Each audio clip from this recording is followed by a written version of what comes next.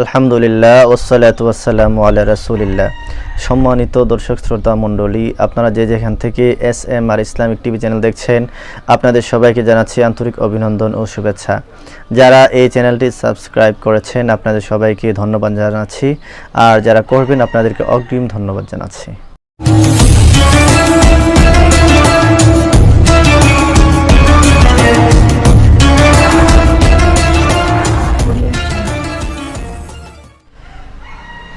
সম্মানিত দর্শক শ্রোতা মণ্ডলী, আজকে আপনাদের সামনে আমি যে বিষয়টি নিয়ে কথা বলতে চাচ্ছি, আমাদের দেশের একজন জনপ্রিয় বক্তা যার নাম হচ্ছে মুফতি গিয়াসউদ্দিন আত-তাহিরি সাহেব। উনি একটি কথা বলেছিলেন এক মাহফিলের মধ্যে, যে ঢেলে দেয়। এটা নিয়ে অনেক তোলপাড় হয়েছে মিডিয়াতে, অনেক টিকটক, অনেক রকম দুষ্টামি হয়েছে, দেখেছি। ইদানিং দেখলাম একজন লোক একটি কফি শপের নাম দিয়েছে ঢেলে দেই কফি শপ। ঢেলে দেই কফি শপ দিয়ে আবার পাশে গিয়াসউদ্দিন আত-তাহিরি সাহেবের ছবি দেওয়া হয়েছে। আসলে এটা আমি মনে করি না কোনো বিবেকবান মানুষের কাজ, কারণ আমাদের দেশের মধ্যে আলেম ওলামাদেরকে নিয়ে যেভাবে ট্রল করতেছে এটা কিন্তু উচিত নয়।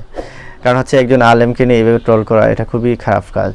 একজন আলেম, যে কোনো আলেম হোক, তাকে নিয়ে এইভাবে ট্রল করা, তার ছবি নিয়ে এইভাবে ব্যঙ্গ করা এটা আসলে কখনো উচিত নয়।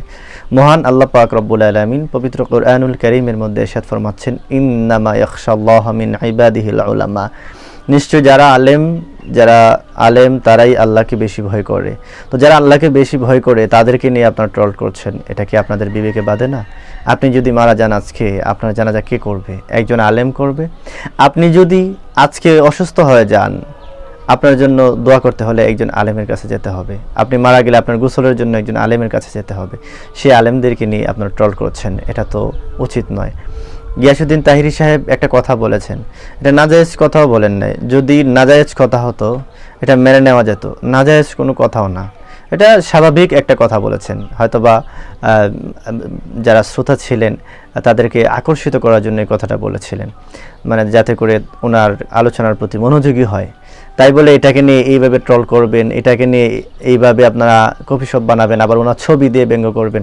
আপনি কি জানেন ওনার মাথার মধ্যে টুপি আছে, ওনার দাড়ি আছে, এই দাড়ি, টুপি, পাঞ্জাবি সহ আপনারা এটাকে ব্যঙ্গ করে একটা ছবি এঁকে রেখেছেন। এটা তো অত্যন্ত গুনাহের কাজ, কারণ ব্যঙ্গাত্মক করা বা বিদ্রুপ করা এটা আসলে ইসলাম সাপোর্ট করে না। মহান আল্লাহ পাক রব্বুল আলামিন বলছেন, ইয়া আইয়ুহাল্লাযীনা আমানু লা ইয়াসখার কওমুম মিন কওমিন আসা ইয়াকুনু খায়রাম মিনহুম ওয়ালা নিসা মিন নিসাইন আসা ইয়াকুনু খায়রাম মিনহুন্না ওয়ালা তালমিজু আনফুসাকুম ওয়ালা তানাবাযু বিল আলকাব বি'সা ইসমুল ফুসুক বা'দাল ঈমান ওয়া মান লাম ইয়াতুব ফাউলাইকা হুমুজ জালিমুন। আল্লাহ পাক রব্বুল আলামিন যারা ঈমানদার তাদেরকে নিষেধ করেছেন, তোমরা কোনো পুরুষদেরকে নিয়ে বা কোনো মানুষকে নিয়ে বিদ্রুপ করো না। যাকে নিয়ে তোমরা বিদ্রুপ করছো হয়তোবা সে তোমার চেয়ে ভালো, তুমি তার চেয়ে খারাপ। সুতরাং তুমি তো বলতে পারো না সে তোমার চেয়ে ভালো না খারাপ, এর কারণ হচ্ছে এটা কাজেই বলে দেবে, কর্মেই বলে দেবে। তো আপনি একজন কফি শপের মালিক বা কফি শপ দিয়েছেন, আপনি কেন গিয়াসউদ্দিন তাহিরি সাহেবকে নিয়ে এইভাবে ব্যঙ্গ করে, ছবি ব্যঙ্গ করে আপনি একটা ঢেলে দিয়ে কফি শপ দিবেন? এটা তো কোশ্চেন কালো উচিত নয়। কারণ একজন যদি মেম্বার বা চেয়ারম্যানকে দিয়ে এইভাবে দিতেন, তাহলে আপনার বিচারের কাঠগড়ায় আপনাকে দাঁড় করাতে হতো, খুব তাড়াতাড়ি করতো, আপনি এই কাজটা করতে পারতেন না।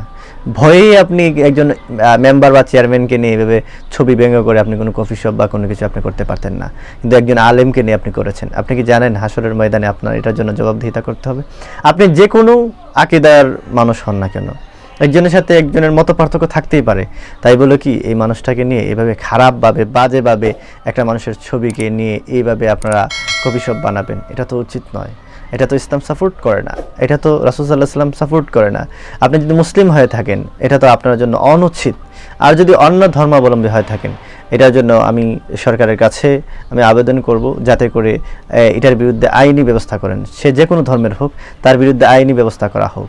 কারণ এইরকম কাজগুলা করা আসলে উচিত না, আলেমদেরকে হেয় প্রতিপন্ন করা এটা উচিত না। বর্তমান সরকার দেখছি বিভিন্ন আইসিটি মামলায় যারা এরকম উল্টাপাল্টা কাজ করছেন তাদেরকে বিভিন্ন জায়গার মধ্যে এই মামলা দেওয়ার পরে তাদেরকে নিয়ে শাস্তি দিচ্ছেন।